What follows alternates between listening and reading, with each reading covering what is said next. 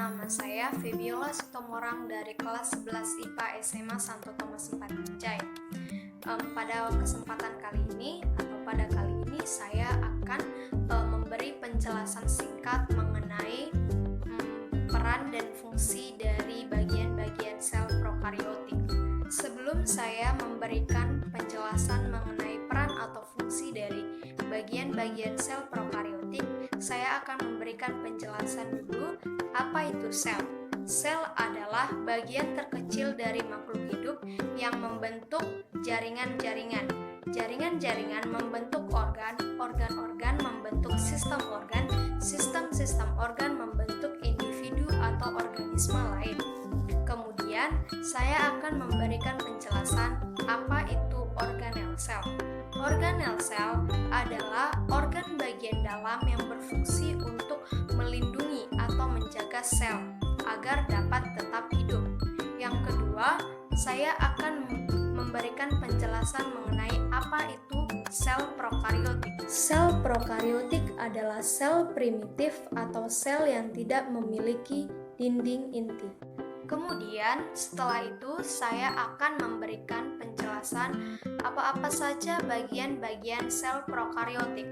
Yang pertama ada kapsul, yang kedua ada sitoplasma, yang ketiga ada ribosom, yang keempat ada nukleus, yang kelima ada membran plasma, yang keenam ada dinding sel, yang ketujuh ada flagellum, yang kedelapan ada villi, dan yang terakhir adalah DNA.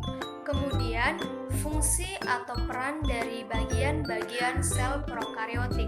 Yang pertama itu ada kapsul.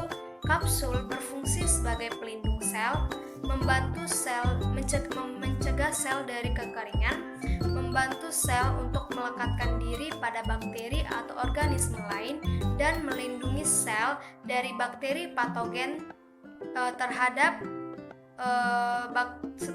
pengaruh antibodi sel inang. Yang kedua, ribosom.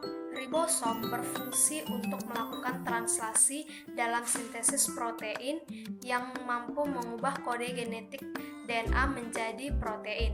Yang ketiga, itu sitoplasma. Sitoplasma berfungsi untuk melakukan reaksi metabolisme dan menyimpan cadangan makanan dalam bentuk granula tidak larut air.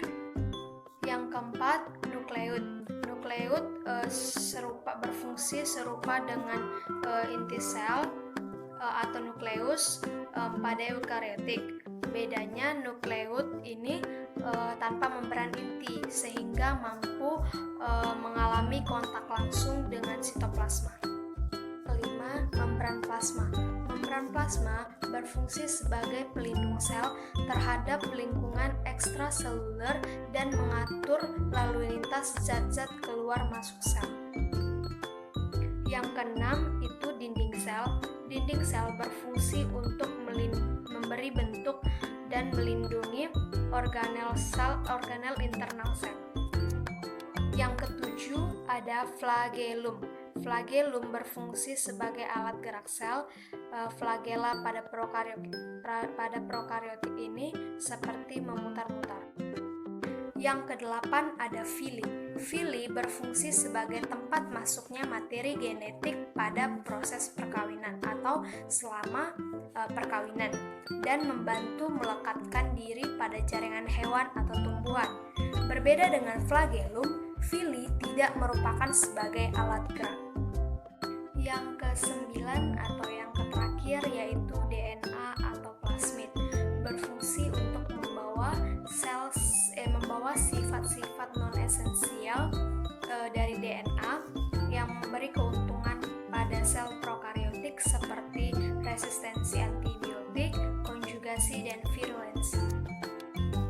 Yang dimaksud non-esensial pada DNA atau plasmid yaitu berarti tidak berperan secara langsung dalam metabolisme dan segala aktivitas yang mendukung bakteri. Baik, itulah 9 fungsi atau peran dari bagian-bagian sel prokariotik.